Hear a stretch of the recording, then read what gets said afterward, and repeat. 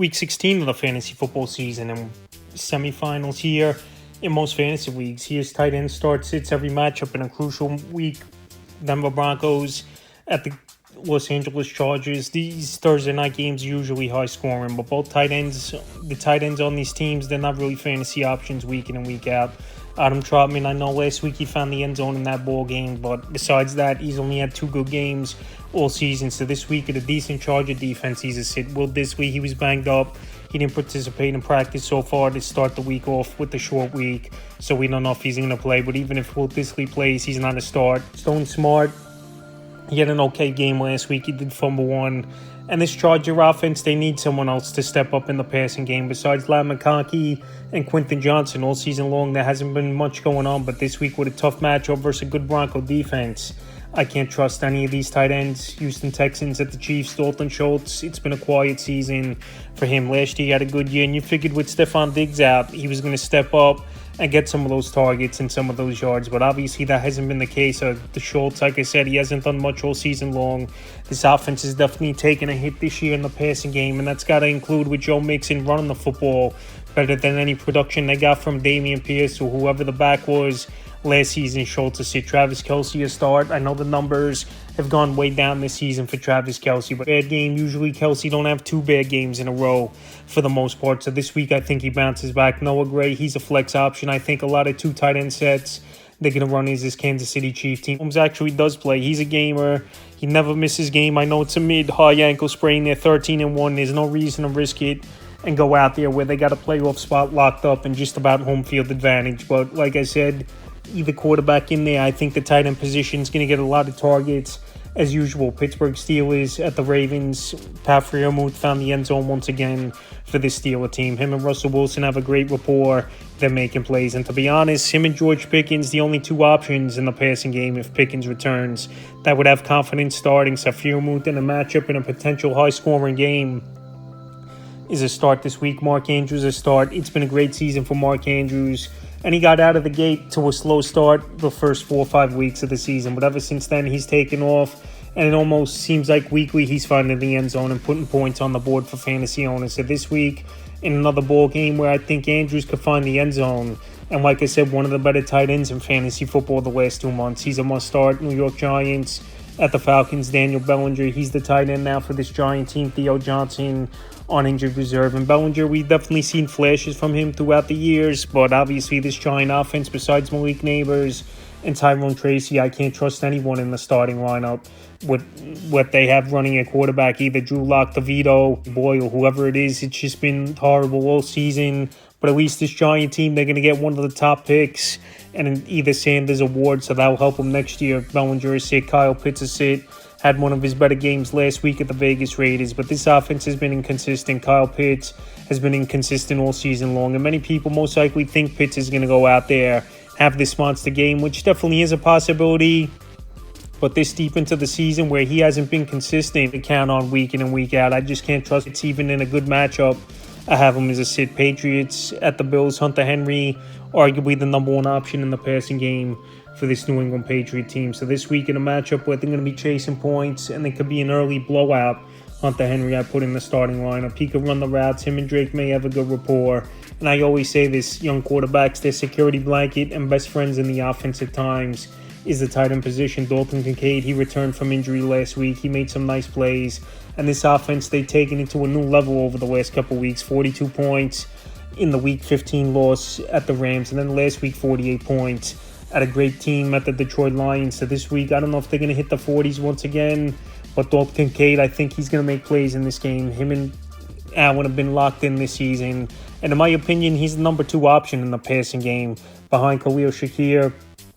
Detroit Lions at the Bears. Sam Laporta finally had a breakout game where he's been a bust all season long, no doubt about it, for this Detroit Lion team is Sam Laporta. So he found the end zone twice in that game. This week, a pretty decent matchup at the Chicago Bears where their defense isn't all that great. And we saw TJ Hawkinson have 10.20 fantasy points in PPR leagues. So now, obviously, with David Montgomery down and out for the season, I think they could throw the football a little bit more is this Lion offense. And their offense is unlimited how many points they could put up weekly. We've seen it all season long. Cole Kmet has sit. This offense inconsistent. Besides DJ Moore and Keenan Allen the last few weeks here, no one's really done much on the Chicago Bear offense. I know this could be a ball game where they're chasing points early and often, and it was the case last week with this Bear team. But Cole Kmet, he was silent, and he didn't do much in that game, so he's tough to trust.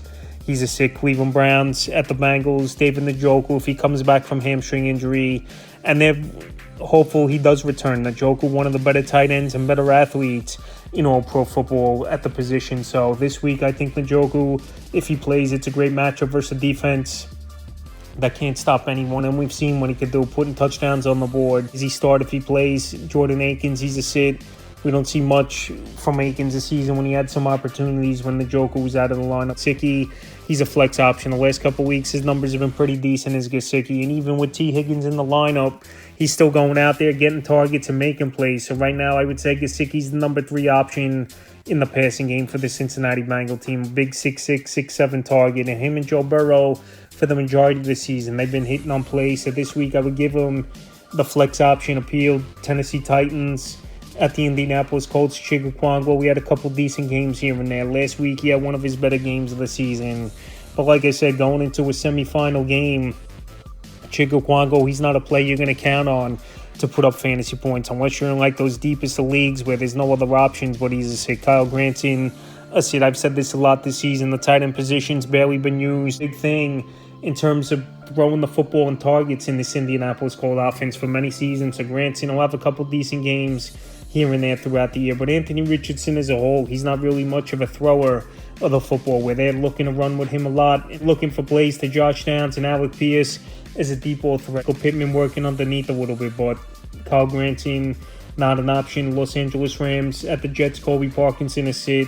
I've said this a lot with Cooper Kupp, Puka Nacua, Kyron Williams out of the backfield, and even Demarcus Robinson at times. He's the 4th or 5th option in the offense. I know it's a good matchup on paper at the Jets that don't stop anymore, but Parkinson, the numbers haven't been there. He's a sit. Tyler Conklin a sit. With wide receivers like Garrett Wilson, Devontae Adams in the lineup, and Breece Hall out of the backfield, and even Alan Lazard at times still getting some decent receptions. Tyler Conklin hasn't been an option. Same boat he's in is Colby Parkinson. He's a 4th or 5th option. He's a sit. Philadelphia Eagles at the Commanders, Grant Katera, he's a sit. A.J. Brown back on the same page with Jalen Hurts last week. Devonta Smith, one of his better games of the season last week as well. And Saquon Barkley, we know he's one of the best, if not the best back in football this season. So Katera, he's definitely showed some flashes with Dallas Goedert out, but he's not a tight end that could trust in a big spot. See, he's a sit. John Bates, Benson it. They're most likely going to fill in for Zach Ertz if he's in concussion protocol. I don't believe he's going to play. Bell rung early in that ball game at the New Orleans Saints down at the goal line. So both these tight ends, we haven't seen much out of them throughout their NFL careers, especially Sinnett. He's a rookie this year. And I know Zach Ertz was the number 2 target in the passing game, but other ways I think they're going to move the football with Jaden Daniels maybe running a little bit more, or maybe Brian Robinson catching some passes out of the backfield. So Bates and Sinnett sits. Arizona Cardinals at the Panthers, Trey McBride, he's a start each and every week. One of the best tight ends in all fantasy football is McBride. Last week, another big game, even though he came on late in that one. So him and Kyler Murray are locked in. He's the number 1 target in this passing game. Great matchup at the Panthers, easy start. Tommy Trimble, we've seen some flashes from him this season, but he hasn't been a consistent option week in and week out. And a ball game versus a pretty good defense over the last few weeks, he's a sit. Minnesota Vikings at the Seahawks, TJ Hawkinson a start. I know it's been up and down for Hawkinson, and rightfully so in an offense when you're playing with Justin Jefferson, playing with Jordan Addison, who's really emerged over the last few weeks, and also Aaron Jones has been one of the better backs in football this season. So TJ Hawkinson, like I said, some weeks will be good and bad, but you got to put him in that starting lineup. And this week at the Seahawks, where their defense hasn't been all that great, he's a start. Noah Fant, AJ Bonner, haven't seen much out of them this season. And when you're in an offense with guys like Kenneth Walker, Charbonnet, depending who's starting at running back, Jackson Smith, the Jigboos having a monster season, DK Metcalf, Tyler Lockett, these are 4th or 5th options as well in their offenses, and they're not going to be putting up consistent numbers week in and week out, so they're easy sits. Jaguars at the Raiders, Brenton Strange, what a game it was for him last week, 11 catches, 73 yards, and he's the number 2 option in this passing game behind Brian Thomas Jr. is Brenton Strange. So we saw early in the season when Ingram was out, he was putting up some decent ball games, and now obviously Ingram out for the season. Like I said, number 2 option in the passing game. And Mac Jones, we know he's a quarterback that don't stretch the field, and he likes throwing those underneath and intermediate routes to his tight ends. So Strange definitely a start in a good matchup at a bad defense. Brock Bowers a start. I know last week one of his worst games of his NFL career is Brock Bowers, but he's a tight end. He could put up numbers with anyone. I know, like I said, it was a down game with Desmond Ridder in there, quarterback. Aiden O'Connell week, I think Brock Bowers, he's going to go out there, have a bounce-back game, and he's a top 3-4 option weekly.